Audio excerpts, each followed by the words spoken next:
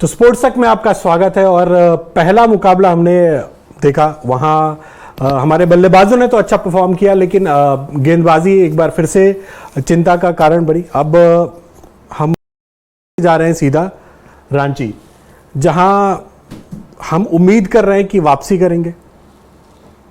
वापसी के लिए फिर हमें अपनी बल्लेबाजी के साथ साथ अपनी गेंदबाजी और खासकर फील्डिंग को भी दुरुस्त करने की जरूरत है। सर काफी कुछ दुरुस्त करने की जरूरत है।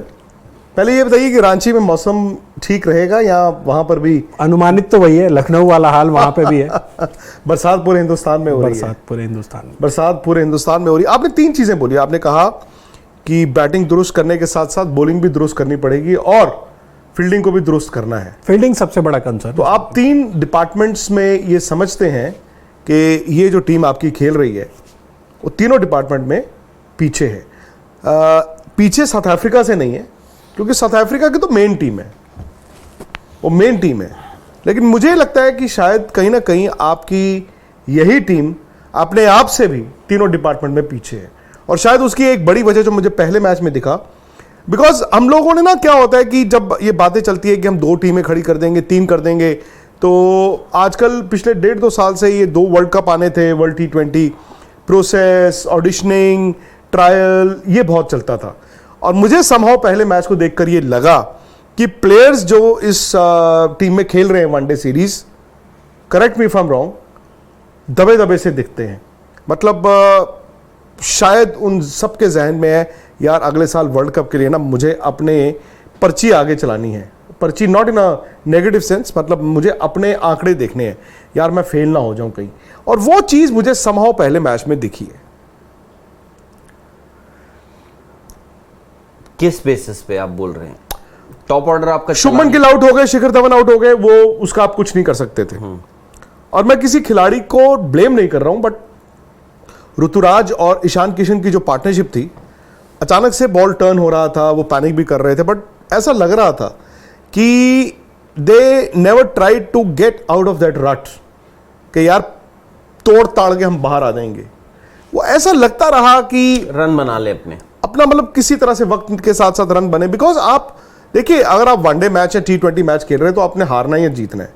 आप 6.25 रन टारगेट था आपका, चेज कर रहे थे आप, बहुत ज्यादा नहीं थे। 18 ओवर में आपके 50 रन थे, 4 विकेटें गिर गई 18 ओवर में। कभी कभी क्या होता है आजकल, मैं जब घर पे यूट्यूब पे सुबह स्पोर्ट्स तक लगाता हूँ तो सजेशंस में फिर अपने आप ही आता जाता है।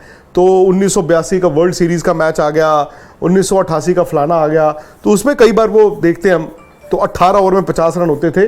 और आज 18 ओवर में 50 रन आपको दिखते नहीं है। अल्टीमेटली अब हारे हो 9 रनों से, मतलब मैच में तकरीबन 500 रन बन गए 80 ओवर में। तो विकेट ऐसा नहीं है कि विकेट अनप्लेएबल था, लेकिन वो आप मैच अपने आप पर आपने हावी होने दिया। फिर ये श्रेयस अय्यर ने स्पिनर तोड़े, संजू सैमसन टू बिगिन में थोड़ा ढीला खेले, जाते ही उनको आउट भी दे दिया, फिर उन्होंने चैलेंज भी किया और बाद में उन्होंने अच्छी बैटिंग की। लास्ट ओवर उन्होंने 20 रन भी बनाए, 19 रन। बट जो 39वें ओवर की तीसरी बॉल पर हुआ, बल्कि लोग 39वें ओवर की तीसरी बॉल कहते हैं, मैं तो पूरा 39वां ओवर ही कहता हूं। वो पूरा 39वां ओवर समहाउ ये दिखा रहा था कि वो भी कंटेंट थे कि मैं किसी तरह से ना नॉट आउट चले जाऊं तो अच्छा रहेगा। मेरा ये मानना है। स्कोर शीट में मेरे रन आ जाए, जो कल को अगर कभी आप बैठते हैं सिलेक्टर्स। देखिए, आपने जिन प्लेयर्स की बात करी, शुभमन गिल की बात करी आपने, शिखर धवन, वो तो आउट हो गए, ठीक है। इन दोनों उन पे कोई इनसिक्योरिटी नहीं थी। इन दोनों में से एक प्लेयर आपको एटलीस्ट वर्ल्ड कप की टीम में नजर आएगा। में अगर hopefully Rohit Sharma 2023 world cup यानी ओडीआई वर्ल्ड कप की हम बात कर रहे हैं, इन दोनों में से एक ओपनर आपको दिखेगा ही दिखेगा। वो शिखर धवन होते हैं, इनका कंपटीशन, या शुभमन गिल होते हैं। वो बाकी जिन प्लेयर्स की आपने बात करी, जिन 3 या 4 प्लेयर्स की बात करी आपने, सबसे पहले आपने कहा ईशान किशन और ऋतुराज, उसके बाद आपने कही श्रेयस अय्यर और संजू सैमसन। अब इन चारों प्लेयर्स, ये वो 4 प्लेयर्स हैं जिन्होंने इंडिया का दरवाजा ना कि खटखटाया है, बट उस दरवाजे के अंदर जाके फिर बाहर भी आ चुके हैं। तो ये मैं मानता हूं, क्योंकि देखिए हम लोग यहाँ पे बैठे हुए थे, आपको याद है शायद से वो यही स्टूडियो था या दूसरा स्टूडियो होगा, आई थिंक दूसरा स्टूडियो था। संजू सैमसन ने पंजाब किंग्स के साथ वो इनिंग्स खेली थी, उसके बाद संजू सैमसन का बहुत एक क्रिटिसिज्म भी हुआ था, बट हमने, मुझे याद है आखिरी ओवर में जो आउट हो गए थे, आखिरी अर्शदीप ने उनको बॉल डाला था, फुल डाला था वाइड, और ये बात है बॉम्बे का मैदान था जब कोविड का सेकंड फेज, जी काफी लोगों ने क्रिटिसाइज किया था क्योंकि क्रिस मॉरिस जो हैं दूसरे एंड पे थे, और क्रिस मॉरिस एक अच्छे खासे ऑलराउंडर, रन नहीं लिया था, बल्ले और बैट से लंबी हिटें भी लगा सकते। संजू सैमसन ने उस दिन रन नहीं लिया, वहां पे उन्होंने क्या किया कि यार ये मेरी रिस्पॉन्सिबिलिटी, क्योंकि मैं कप्तान हूं, मैं कप्तान हूं, मेरी रिस्पॉन्सिबिलिटी है, मैं अपनी टीम को, मैं इस वक्त बेटर हालात में हूं कि अपनी टीम को जिता सकता हूं। कल वहां मुझे ऐसा लगा कि संजू सैमसन थोड़ा सा ना अवॉइड कर रहे थे कि रिस्पॉन्सिबिलिटी मैं ना लूं, ठीक है, क्योंकि संजू सैमसन, अब हाइंडसाइड में आप देखें तो ऐसा लगता है कि संजू सैमसन वो मैच जिता सकते थे, बट उनकी कैलकुलेशन भी ठीक ठाक थी, उनको पता था शम्सी का एक ओवर है। तो आपने जिन प्लेयर्स की बात करी, इन चारों प्लेयर्स की, इन्होंने इंडिया का देखा, अब इनको दोबारा दिख रहा है कि अब हमें एंट्री कैसे करनी, क्योंकि कंटेंशन में तो है ये, ऐसा तो है नहीं कि इनको डिस्कार्ड कर दिया गया है, ये फिलहाल जो है उस रेस में आपके थोड़े से पिछड़ गए हैं, बट तो इनको आप भाई अपने लिए खेलते हैं थोड़ा, मैं ये नहीं बोल रहा हूं कि एंटायरली अपने लिए खेलने की बात कर रहे हैं। ईशान किशन और ऋतुराज के वक्त, उस वक्त देखिए बॉल टर्न भी ज्यादा कर रहा था, ईशान किशन मुझे याद है एक आध बार उन्होंने पेट पे लगा बॉल, आगे निकलने की भी कोशिश करी, बॉल ऐसा टर्न और बाउंस कर रहा था, उनके पेट पे लग रहा था, तो वो भी आ जाते। अगर विकेट बेहतर होता बैटिंग के लिए तो मुझे लगता है थोड़े चांसेस भी लेते, बट बाय एंड लार्ज एक थोड़ा सा ना सेंस ऑफ इनसिक्योरिटी जो है कि यार मैं रन बना देता हूं, अगले साल वर्ल्ड कप है, क्या पता मेरा नाम आ जाए। अब हो सकता है इन चारों में से एक नाम आ ही जाएगा, हो सकता है वो श्रेयस अय्यर हो सकता है वो संजू सैमसन हो। बट राहुल भाई, आपने बोला कि उनके अंदर सेंस ऑफ इनसिक्योरिटी थी। अगर 39वें ओवर की बात करें तो उससे पहले तक संजू सैमसन ठीक ठाक स्कोर बना चुके थे, ऐसा नहीं था कि अगर वो वहां पे आउट हो जाते तो उनके प्लेस को लेके कोई खतरा होता, लेकिन शायद वो अगर मैच जिताने के लिए जाते, जैसा कि आपने आईपीएल के मैच का भी जिक्र किया, उसमें उन्होंने क्रिस मॉरिस थे तब स्ट्राइक नहीं लिया था, यहाँ आवेश खान को उन्होंने 2 रन लेने दिए, तो यहाँ पे उनसे टेक्निकल मतलब प्लानिंग में मिस्टेक हुई शायद, क्योंकि आपका जो सबसे सेट बैट्समैन था, जो सबसे देर से खेल रहे थे, 39वां ओवर तो खेले ही नहीं। देखिए मैं जय यहां बैठ के मैं ये नहीं बोल सकता हूं कि संजू सैमसन ने जो किया वो इंटेंशनल था या नहीं था, मुझे नहीं पता कि उसके बाद जब ये ड्रेसिंग रूम में वापस गए होंगे, टीम मीटिंग हुई होगी, वीवीएस लक्ष्मण, पारस महावरे, सहराज बहुतुल्य और जो भी वहाँ पे इनके साथ सपोर्ट स्टाफ थे, उन्होंने संजू सैमसन को क्या कहा होगा, उन्होंने क्या कहा, ये कहा, बट गलती सिर्फ संजू सैमसन की नहीं है। ऐसा नहीं है कि किसी विदेश में बैठे थे आपका कोचिंग स्टाफ,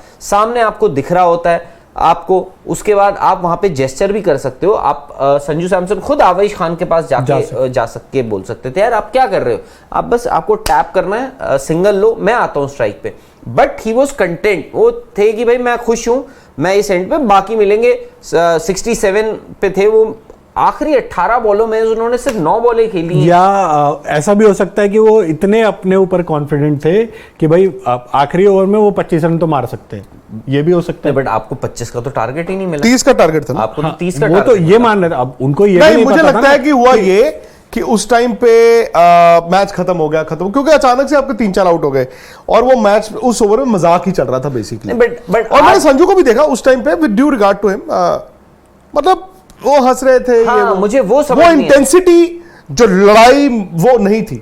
लास्ट ओवर में वो इंटेंसिटी आई, उनको पहला वाइड मिला, जो उन्होंने छक्का मारा, and then he started believing, मैं मार सकता हूं। उन्होंने अपने, देखो उनके, अगर वो 65 पे आउट हो गए होते, मैं ये भी मानता हूं, और हम ही लोग, यस भाई सिलेक्टर भी तो यही कहते हैं, हम बोलते हैं कि भाई खत्म कर आना चाहिए। हाँ, हम कहते खत्म करके आते, क्या यार 65 पे आउट हो गए, शायद संजू सैमसन ने सोचा यार 85-86 नॉट आउट बढ़ा है। चलिए मैं आपसे एक सवाल पूछूं इसी बात पे, अगर आपकी फुल स्ट्रेंथ इंडियन टीम होती तो वो रनों के लिए जाते, रोहित शर्मा कप्तान होते तो वो जाते, तो यहां पे क्यों? क्योंकि ये आपने बना दिया है ट्रायल मैच, ये आपने बोल दिया है ऑडिशनिंग, बेसिकली आपने इसको, मैं वही कह रहा हूं, ये वनडे क्रिकेट इंटरनेशनल है, बट खिलाड़ी जो है वो अपने लिए खेल रहे हैं। खिलाड़ियों को पता है यार, देखो मुझे, इट इज लाइक, अब मैं ईरानी ट्रॉफी का मैच होता है, आप कभी भी देखिए ईरानी कप जो होता है, ईरानी ट्रॉफी में क्या होता है, हमेशा से एक होती है रणजी ट्रॉफी चैंपियंस जी, वो तो टीम है, रेस्ट ऑफ वो टीम के लिए खेलते हैं। अब प्लेयरों को पता होता है कि एक बड़ा एक्सपोजर है, बट वो टीम क्योंकि टीम है तो वो जीत उनके लिए कप इंपॉर्टेंट होता है। रणजी भी जीते हैं तो ईरानी भी जीतेंगे। जो रेस्ट ऑफ इंडिया टीम होती है वो हमेशा वो टीम होती है जो, अब चलो आज की तारीख में नहीं, पहले होता था वो जो बाकी सारे हिंदुस्तान के सूरमा भोपाली हैं जो हु आर हिंदुस्तान के लिए खेलने के लिए तैयार हो रहे हैं। आमतौर पर ईरानी कप में आप मुझे बता दीजिए, आपको याद आता हो कि एक प्लेयर अपनी विकेट फेंक गया टीम के लिए, वह ईरानी कप में आपको अपना ही देखना होता है। इसीलिए जो दुलीप ट्रॉफी जो बीच में इन्होंने कई साल क्या कर दिया था भाई, शुरू से दुलीप ट्रॉफी, देवदा ट्रॉफी क्या होती थी, interzone, north versus west versus south versus central versus east. बीच में आपने कुछ साल देखा दुलीप ट्रॉफी में वो अजीब ही बन गई, जिग्मा वर्सेस टिग्मा वर्सेस फलाना वर्सेस ये, ठीक है, उसके को मायने नहीं रहे। नहीं, आपने तो बंदी कर दी। अब आपने बीच में जोन को ले आए ना, अभी भी आप खेले हो तो नॉर्थ जोन, वेस्ट जोन, वो फिर भी आइडेंटिफाई आप करते हो। तो मेरे कहने का मतलब है कि शायद ये है तो वनडे सीरीज, ये है तो इंटरनेशनल मैचेस, आप जीतना भी चाहते हो, but at the back of the mind player ये समझते हैं कि भाई फेल होना अलाउड नहीं। जीत से पहले अपने रन या विकेट देख रहे हैं वो। और ऐसा नहीं है कि मैं आउट नहीं होऊंगा, मैं रन बनाऊंगा, बट कभी कभी इस तरह की सिचुएशन आपको इनसिक्योर करती है, फियर ऑफ फेलियर। मैं बार बार कहता हूं स्पोर्ट्स में सबसे जो डिफरेंशिएटर है, फियर ऑफ फेलियर और कॉन्फिडेंस। फियर ऑफ फेलियर आता क्यों है?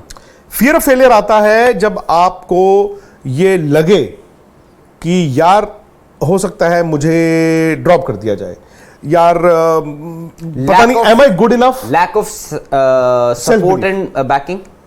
सपोर्ट एंड बैकिंग, अब देखिए, अब फर्स्ट नहीं, मैं आपको सौरव गांगुली बोलते हैं, वीरेंद्र सहवाग आप ओपन करिए, अगर आप फेल हो गए कोई बात नहीं, आपकी जगह कोई पे कोई संदेह नहीं है, कोई हम आपको ड्रॉप नहीं करेंगे, आपको मैं 1 मैच नहीं दूंगा, 2 मैच नहीं दूंगा, 3 मैच नहीं दूंगा, आपको 4-5 मैचेस दे रहा हूं, आप खेलिए। अगर आप फेल भी हो गए, वहां पे वीरेंद्र सहवाग को होगा फियर ऑफ फेलियर? नहीं होगा ना। That is why some captains are always better than the other. नहीं तो क्या इस टीम में मैनेजमेंट ने संजू सैमसन हो गए, ऋतुराज गायकवाड़ हो गए या ईशान किशन, इनसे बात नहीं की होगी कि आप की है? क्योंकि ईशान किशन को आप बीच में ले आए हो, जय बिल्कुल ऑब्वियसली उनसे बात हुई होगी। संजू सैमसन 6 नंबर पे खेल रहे हैं। संजू सैमसन के लिए वैसे बाय द वे 6 नंबर को वाजिब है। वो यार बंदा आपका ऊपर का प्लेयर है, आप उसको 6, आपने एक्चुअली संजू सैमसन के साथ मतलब ठीक है, मैं जानता हूं कि संजू सैमसन ने भी इससे पहले जब वो इंडिया खेलते थे 1-2 इनिंग आई, एक छक्का मारा, एक लिफ्ट मार के आउट हो गए, फिर डंप्ड। वो प्लेयर को पता है ना यार कि मेरे साथ हुआ है, भुक्त भोगी है वो।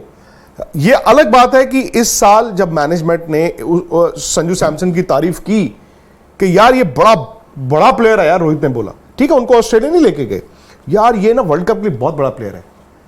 और संजू सैमसन ने खुद सोचा मैं हूं बड़ा प्लेयर भाई, एंड बिकॉज उनको इस तरह के मैचों में अपॉर्चुनिटीज मिलती हैं, और वो उन्होंने रन बनाए हैं इस साल और कंसिस्टेंट रन बनाए हैं उन्होंने, अच्छी टीमों को रन बनाए हैं, अच्छी सिचुएशंस में रन बनाए हैं। और देखिए कल का मैच इंडिया संजू सैमसन के कारण नहीं हारा, बल्कि संजू सैमसन आपको वहां तक ले गए। उम्मीद, लेकिन वो एक जो झलक थी ना 39वें ओवर की, वो एक अलग कहानी बयां कर गई। जरूरी नहीं है कि वो उन्होंने बॉलें खेली होती तो इंडिया जीतता, तब भी नहीं जीतता, बट वो सिर्फ, अब वो उसको कह लीजिए एक प्लेयर की आप बीती कह लीजिए, आप एक प्लेयर की कहानी कह लीजिए, एक प्लेयर का दुख दर्द कह लीजिए, और वो दुख दर्द बाकियों का भी है। तो इससे आपको निकलना है। मैं ये नहीं कह रहा हूं कि आपकी मैनेजमेंट जो वीवीएस लक्ष्मण कोच है, इनफैक्ट लक्ष्मण को हम दुबई में मिले थे, राहुल निखिल से भी पूछना, हिज आधे घंटे की बातचीत में ऐसा लग रहा था यार कि उस बंदे का विजन इतना तगड़ा है, और वो प्लेयर वो था जिसको वर्ल्ड कप जब नहीं खेलने को मिला तो महीने सौरव गांगुली से बात नहीं की 2003, ठीक है। उन्होंने जिंदगी में, आप उठा के देखें भाई साहब, वीवीएस लक्ष्मण ने, जो हम ऋषभ पंत की बात करते हैं ना कि इंपैक्ट हारे हुए मैचों में जिताना टेस्ट मैच, वो वीवीएस लक्ष्मण ने इतने टेस्ट मैचेस इंडिया को जिताए हैं, मैं कहता हूं उस दौरान हारे हुए मैच किसी ने इतने नहीं जिताए होंगे जिसने लक्ष्मण ने जिताए। और उन्होंने कॉम्प्रोमाइज भी बहुत किया है, तभी तो कह रहा हूं, नॉट जस्ट कि भाई उनको भी आउट ऑफ प्लेस खिलाया बहुत बार। मैं तो कह रहा हूं तो मतलब उस लिहाज से ऐसा नहीं है कि वो नहीं चाहते, बट ये मैसेज एक प्लेयरों को जाना चाहिए। इसीलिए मैं कहता हूं कि जो आपने शुरू आपने जहां से किया था कि तीनों डिपार्टमेंट्स, फील्डिंग, अब यार ये तो यंग टीम है यार, ये तो नहीं कैच छोड़ सकते यार, सॉरी, ये नहीं छोड़ सकते, ये यंग टीम नहीं कैच छोड़ सकती। आपकी T20 में भी यही प्लेयर खेलते रहे, 37 कैच आपने छोड़े, तो ऐसा तो नहीं है कि इन्होंने कल ही कैच छोड़े, इससे पहले इन्होंने कैच नहीं छोड़े। और यार कैच कैसे छूट सकते हैं यार? नहीं, कैचेस, ग्राउंड फील्डिंग, मैं आई वाज सरप्राइज कि ऋतुराज गायकवाड़, जिनको एक अच्छा फील्डर कंसिडर किया जाता है, उनसे मिसफील्ड हो रहे हैं, वहां कैचेस छोड़ रहे हैं, हर कोई छोड़ रहा है, मतलब लैक ऑफ सेल्फ बिलीफ। बड़े एक बात बता देते हैं आपको, आपका सेल्फ बिलीफ जो है उससे डगमगाइएगा मत, क्योंकि एक्सचेंज 22 सबको पता ही है, उसमें थोड़ा जिगरा भी बड़ा रखिए, बड़े जिगर वालों का प्लेटफॉर्म। लेकिन इसमें ना राहुल, इस मैच में अब आप ध्यान से बाय और सेल कीजिए। साउथ अफ्रीका के प्लेयर कुछ ऐसे हैं जिनको आप बाय कीजिए, जैसे मैं मिलर को बाय करूंगा ही करूंगा, वो 30 रुपए में अगर मैं उनको खरीदूंगा वो मुझे कम से कम 50 रुपए की वैल्यू देंगे।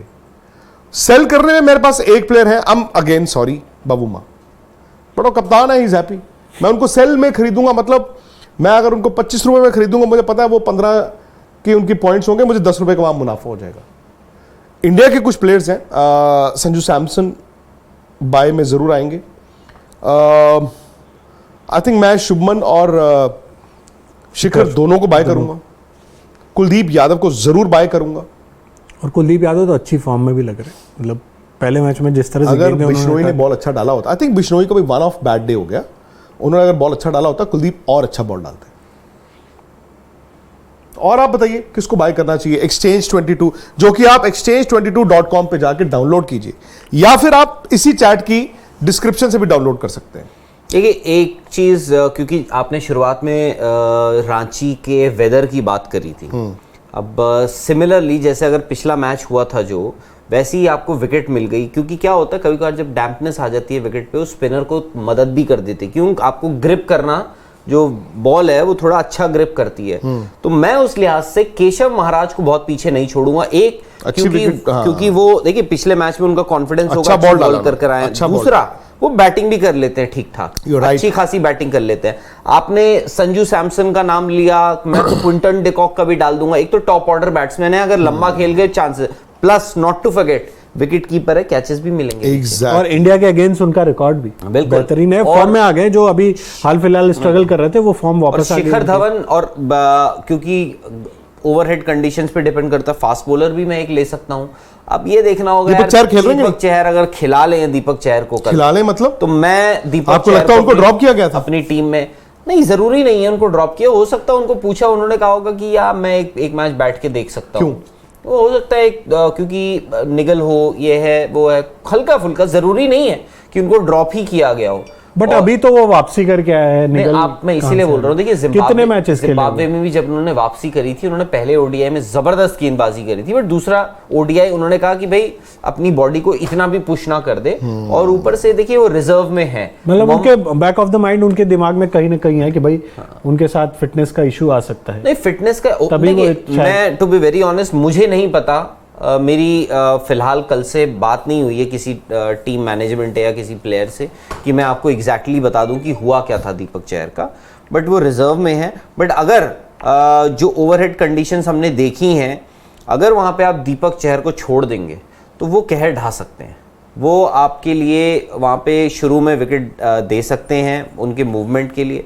और बाकी ये मेरे को लगता है कि मेरे ये बवुमा का आपने बोला, मे बी टुमारो आप बोल रहे हैं कि उनको सेल कर देते हैं, बट उनका भी ये चीज वैसे काफी लंबे टाइम से हो रही है कि बाउमा को मैं ये सोच के हर बार बाय कर रहा हूँ कि लॉ ऑफ एवरेजेस कभी तो लॉ ऑफ एवरेजेस, लेकिन ये लॉ ऑफ एवरेजेस लंबा चल गया, 3 T20 हो गए और वनडे भी निकल गया एक, तो मैं तो फिलहाल उनको सेल ही करने वाला हूँ। बाकी आप लोगों ने जो सजेशन दिए हैं बाय और सेल के, वो मैं करने वाला हूँ। चलिए फिलहाल ले लेते इजाजत। बिल्कुल। एक्सचेंज 22 ये है बड़े जिगर वालों का, अभी बड़ा जिगर खोलिए, बाय सेल ध्यान से कीजिए।